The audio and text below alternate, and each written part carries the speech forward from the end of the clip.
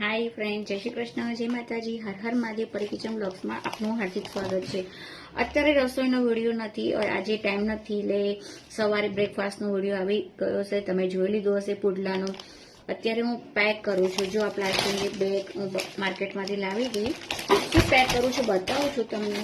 જુઓ યાર, શું છે આ બોલો. વચ્ચે મેં બનાવ્યા હતા ને સાબુદાણા બટાકાના ફરાળી પાપડ, શ્રાવણ મહિનામાં કે ગમે ત્યારે ઉપવાસમાં પણ ખાઈ શકો છો.